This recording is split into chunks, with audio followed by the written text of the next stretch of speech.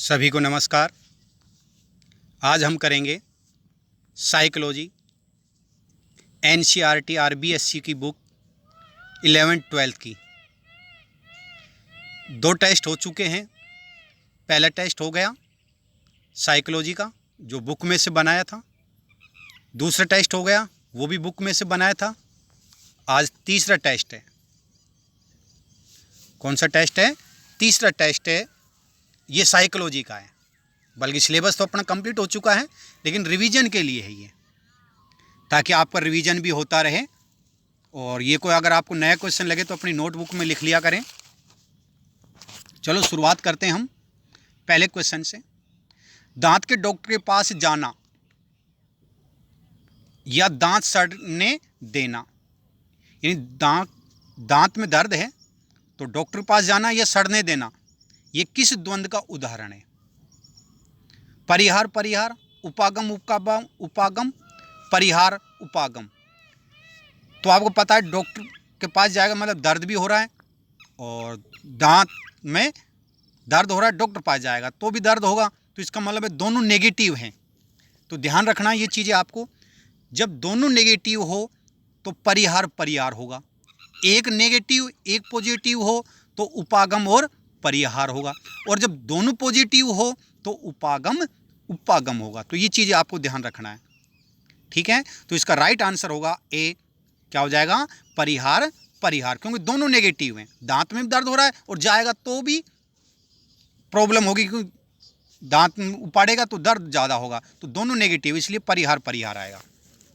पहले का ए right answer. दूसरा, शिक्षा के संदर्भ में सामाजिक करण से तात्पर्य है। सामाजिक करण से यानी सामाजिक करण है समाज में बड़ों का सम्मान, अपने सामाजिक मापदंड बनाना, सामाजिक वातावरण में अनुकूलन और समायोजन करना। तो इसका राइट आंसर सामाजिककरण का यही है, सामाजिक वातावरण में अनुकूलन और समायोजन करना। सी राइट आंसर है। प्रश्न 3, स्वेगात्मक बुद्धि की वैज्ञानिक तथा सैद्धांतिक व्याख्या किसने दी?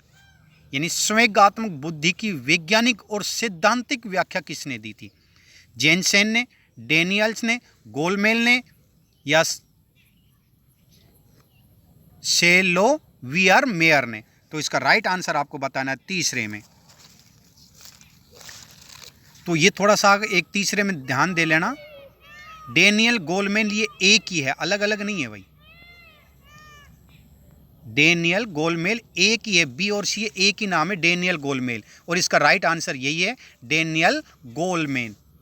ये एक ही राइट है, मतलब डेनियल गोलमेल ये पूरा नाम है इसका। तो इसका बी राइट है। प्रश्न 4, स्वेगात्मक बुद्धि का तत्व नहीं है उद्यमी सामर्थ्यता, आत्म अभिप्रेरणा, संबंधों का संचालित करना। तो चौथे का राइट आंसर है हमारा पहला, स्वेगात्मक बुद्धि का तत्व नहीं है उद्यमी सामर्थ्यता नहीं है। चौथे का ए राइट आंसर है। प्रश्न नंबर 5, कोहोज के ब्लॉक डिजाइन परीक्षण का संबंध किससे है? यानी कोहेल है ये। सृजनात्मक बुद्धित्व व्यक्तित्व या बुद्धि? तो कोहेल ब्लॉक डिजाइन परीक्षण का संबंध किससे है भाई? ये हमारा आएगा 5वें का सी राइट है, बुद्धि से है। क्योंकि ब्लॉक डिजाइन का परीक्षण है तो वो बुद्धि से ही होगा। सी राइट आंसर है 5वें का। प्रश्न नंबर 6,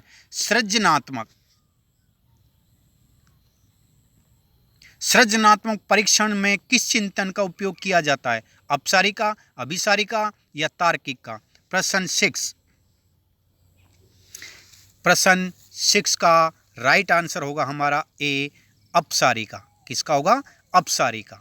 और ये अभिसारी है, ये बुद्धि से रिलेटिव है, और सृजनात्मक अपसारी से। तो ध्यान देना, सृजनात्मक में अपसारी और अभिसारी बुद्धि से हैं, ठीक है। तो राइट आंसर ए आएगा हमारा 6 में।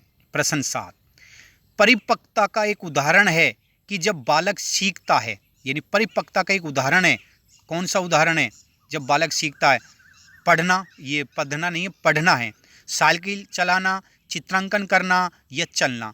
तो आपको पता है पढ़ना ये सीखने का है, साइकिल चलाना भी सीखने का है, चित्रांकन करना ये भी सीखने का है, लेकिन चलना ये परिपक्वता का है, क्योंकि चलना तभी होगा जब वो परिपक्व हो जाएगा। कब होगा? जब वो परिपक्व हो जाए। तो राइट आंसर डी आएगा 7वें का। प्रश्न 8, सतत व व्यापक मूल्यांकन से तात्पर्य नियमित रूप से मासिक परीक्षा, अंक या ग्रेड देना, सीखने की प्रतिक्रिया के दौरान शैक्षिक एवं सह शैक्षिक क्षेत्रों को नियमित रूप से अंकलित करना। तो आपको ये पता ही लग गया होगा, तो इसका राइट आंसर सी आएगा। सीखने की प्रक्रिया के दौरान शैक्षिक एवं सह शैक्षिक क्षेत्रों की नियमित रूप से अंकलित करना, यही आएगा सतत और व्यापक मूल्यांकन, यानी CCE। प्रश्न 9, व्यक्तित्व के संबंध में जीवन शैली तथा हीनता मनोग्रंथि का विचार किसने प्रस्तुत किया? यानी व्यक्तित्व के संबंध में जीवन शैली और हीनता मनोग्रंथि का विचार किसने प्रस्तुत किया? यूंग ने, कोरेन हॉर्नी ने, आइजैक ने या एडलर ने? 9वें का राइट आंसर बताना है आपको। 9वें का राइट आंसर होगा डी। हाँ, डी होगा, एडलर होगा। क्या होगा? एडलर। 9वें का डी राइट आंसर। प्रश्न 10, प्रक्षेपी तकनीकी व्यक्तित्व के सिद्धांत पर आधारित है? मनोविश्लेषण पर, व्यवहारवादी पर, संरचनावादी पर या गेस्टाल्टवादी पर? यानी प्रक्षेपी है। प्रश्न 10, तो प्रक्षेपी मनोविश्लेषणवादी से हैं। किससे हैं? मनोविश्लेषण सिद्धांत से आधारित है। ए राइट आंसर है। प्रश्न 11, दबाव के कारण होने वाला सांवेगिक प्रभाव है? यानी कौन सा सांवेगिक प्रभाव है? दो दबाव के कारण होता है, जी घबराना, डर लगना, बुखार आना। तो देखो, दबाव के कारण से जी घबरा भी जाता है, डर भी लगता है, बुखार भी आता है, लेकिन हम इसे ऑप्शन के अकॉर्डिंग करेंगे। तीनों राइट हैं, लेकिन आंसर तो एक ही होगा। तो हम क्या करेंगे, इनमें जो सबसे बेस्ट है उसको राइट मानेंगे। तो देखिए, बुखार, जी घबराना ये तो है ही, लेकिन सबसे ज़्यादा दबाव के कारण होगा डर। क्या होगा? डर। तो राइट आंसर हमारा बी आएगा। प्रश्न 12, बतख के बच्चों में एक पंक्ति बनाकर एक दूसरे के पीछे चलने का आंकलन व्यवहार का मशहूर अध्ययन किसके द्वारा किया गया? यानी जो बतख है उसका जो बच्चा है वो क्या करते हैं, पानी में आपको देखा होगा लाइन टू लाइन, यानी पंक्ति बनाकर पीछे चलते रहते हैं। ये किस मशहूर ने वैज्ञानिक था या मनोवैज्ञानिक था जिसने ये अध्ययन किया? हेरोन ने, हेर्स ने, कोरिनड लोरेंस? 12वें का राइट आंसर कौन सा आ जाएगा? सी आ जाएगा, कोरिनड लोरेंस। सी राइट आंसर है। प्रश्न 13, असत्य बताना है आपको, ध्यान से पढ़ना है। 1879 में जर्मनी में विलियम वुड्स ने प्रथम मनोवैज्ञानिक प्रयोगशाला स्थापित की। ये एक नहीं है, 3 क्वेश्चन इसमें से याद हो रहे हैं आपके। दूसरा है 1905 में बीनेस साइमन ने बुद्धि परीक्षण का विकास किया। 1804 में विलियम जेम्स ने प्रिंसिस ऑफ साइकोलॉजी प्रकाशित की। तो 13वें का राइट आंसर हमारा आएगा कौन सा? सी राइट आंसर आएगा। कौन सा राइट आंसर है? सी आएगा। क्यों आएगा ये? क्योंकि आपको पता है विलियम्स ने 1804 में नहीं, 1905 नहीं है, क्या आएगा? 1890 में है ये बुद्धि परीक्षण का विकास, ये 90 आएगा। एक मिनट भाई, सॉरी 1800 प्रश्न 13 का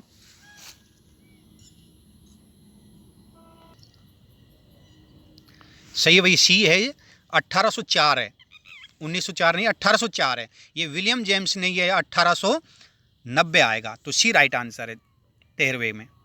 प्रश्न 14, हाथ भुजा शरीर, यानी हाथ भुजा शरीर, ये सभी आंखों की गति के साथ समन्वित होते हैं। किस उम्र में होते हैं? यानी कि हाथ, भुजा, शरीर और आंखें ये गति के साथ समन्वित होते हैं। कौन सी उम्र में? 3 वर्ष की उम्र अवस्था में, 4 वर्ष की अवस्था में, या फिर 5 वर्ष की अवस्था में? तो ये होते हैं हमारे 5 वर्ष की अवस्था में सभी समन्वित होते हैं। प्रश्न 15, उद्यमिता बनाम हीन भावना एरिक्सन के अनुसार किस अवस्था से संबंधित है? यानी उद्यमिता बनाम हीन भावना ये एरिक्सन के अनुसार बता रहे हैं। और आपको पता है एरिक्सन ने 8 अवस्थाएं बताई गई हैं। कितनी अवस्था बताई गई है? 8 अवस्था, जिनमें से ये अवस्था है उद्यमिता बनाम हीन भावना, और ये होती है बाल्यावस्था में, यानी हीन भावना होती है। यानी जैसे अपन कहते हैं भाई आप ये काम नहीं कर सकते, तो बच्चे के अंदर क्या आ जाएगी? वो हीन भावना आ जाएगी। जैसे मैं आपसे कह दूं नहीं आप नौकरी में नहीं लग सकते, आपके नंबर कम आ रहे हैं, तो आप क्या सोचोगे? नहीं सर तो हमें डांट रहे हैं, आपके अंदर वो हीन भावना उत्पन्न हो जाएगी। तो तो ये आ जाएगी उद्यमिता बनाम हीन भावना बाल्यावस्था में होती है। प्रश्न 16, एक व्यक्ति के परिवेश एक ही रूपरेखा का मानसिक प्रतिरूप कहलाता है। एक ही रूपरेखा का मानसिक, संज्ञानात्मक मानचित्र, संज्ञानात्मक अधिगम या संज्ञान। तो 16 का राइट आंसर आपको बताना है, ये आएगा संज्ञानात्मक मानचित्र, क्योंकि एक ही रूपरेखा है, मानसिक प्रतिरूप कहलाता है, तो संज्ञानात्मक मानचित्र कहलाएगा। प्रश्न नंबर 17, छोटे बच्चों के गाल को छूने पर उसके मुंह खोलना एवं सिर को हिलाना कहलाता है मोरो, रूटिंग या बेबी सनिक। तो इसका राइट आंसर आ जाएगा बी, रूटिंग कहलाएगा। क्या कहलाएगा? रूटिंग। ये हमारा जो सी है, यानी पैरों को जब वो मारता है या ठोकता है, ये तो क्या है, जब हम उसको यानी गाल को छुएंगे तो वो मुंह खोलेगा, सिर को हिलाएगा, ये कहलाएगा रूटिंग। और जो बेबी सिंग है, ये क्या है, जब पैरों को, एडियों को नीचे मारेगा तो वो बेबी सिंग कहलाएगा, बेबी सकी कहलाएगा।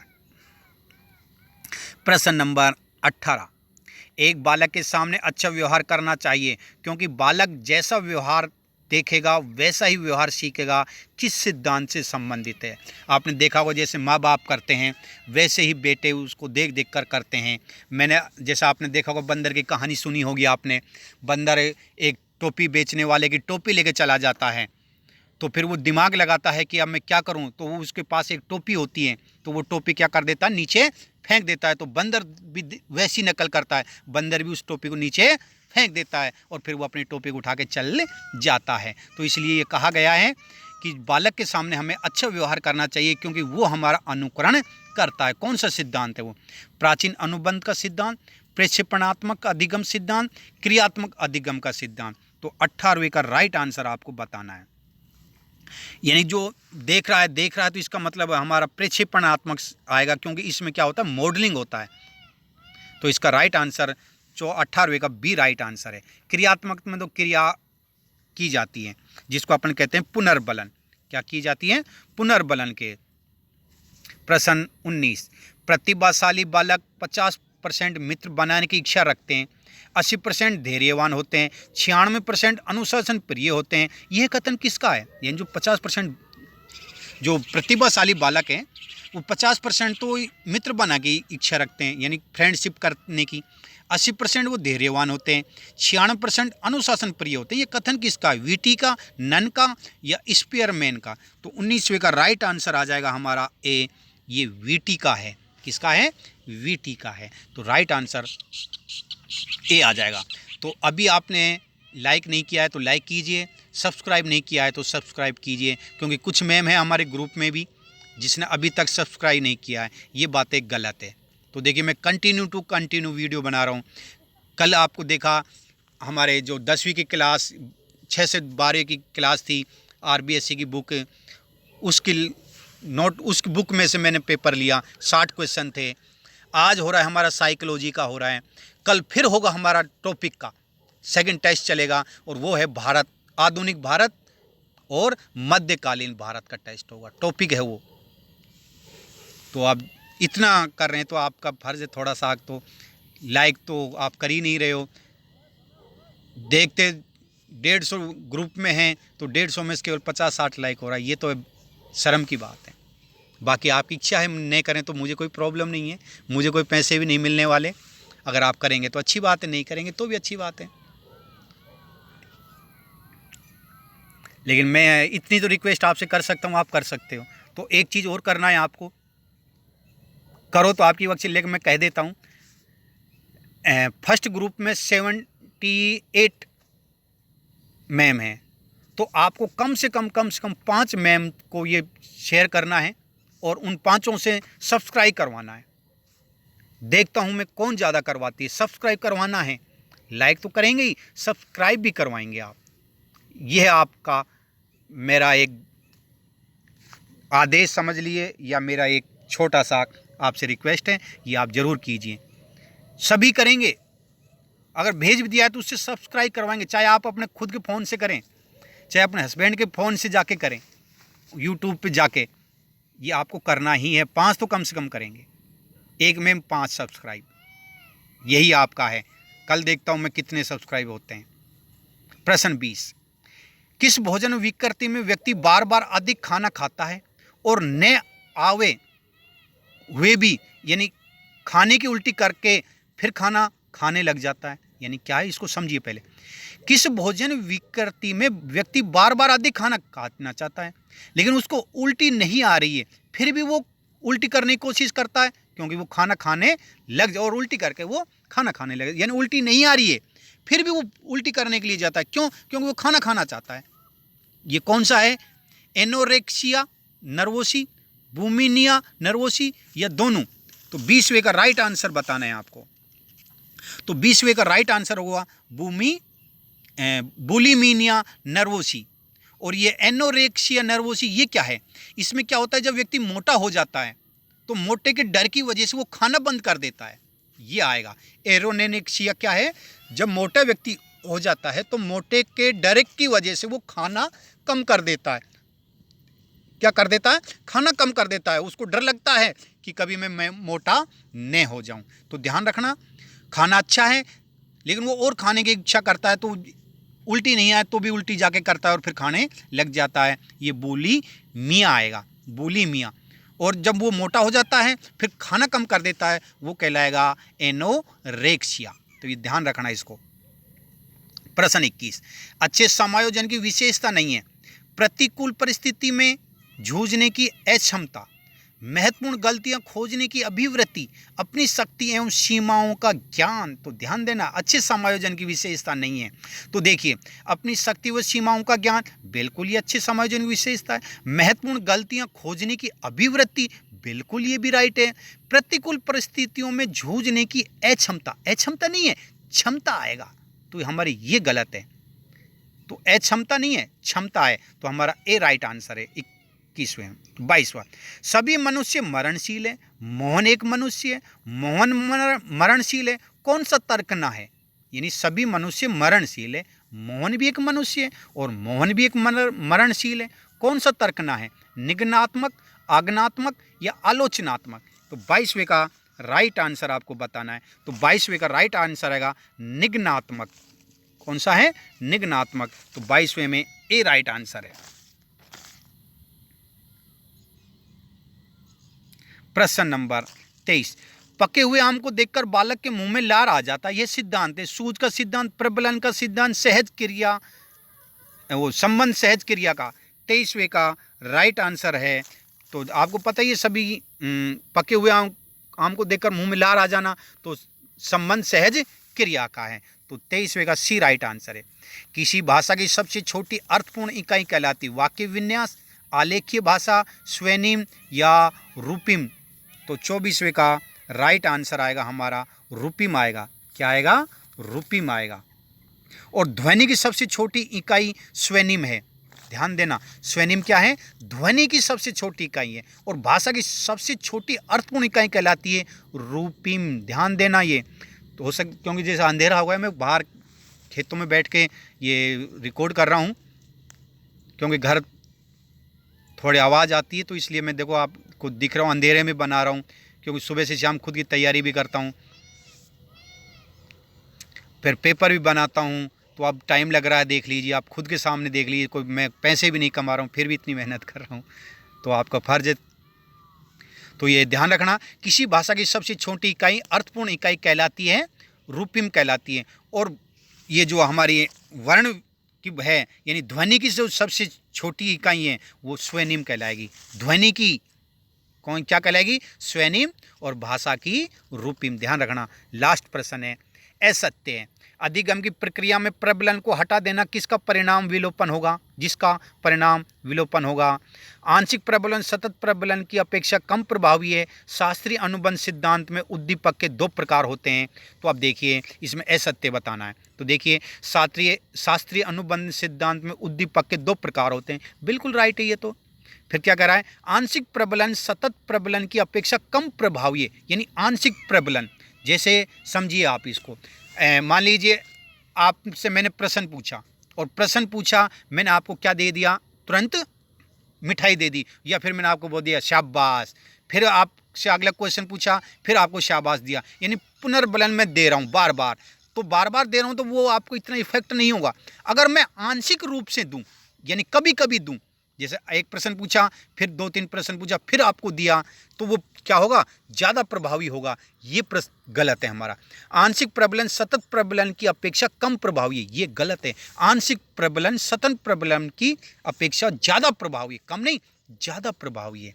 क्योंकि बच्चों में फिर वो आदत सी हो जाएगी। तो कभी कभी प्रबलन देना चाहिए। क्या देना चाहिए, कभी कभी देना चाहिए। तो हमारे ये राइट है।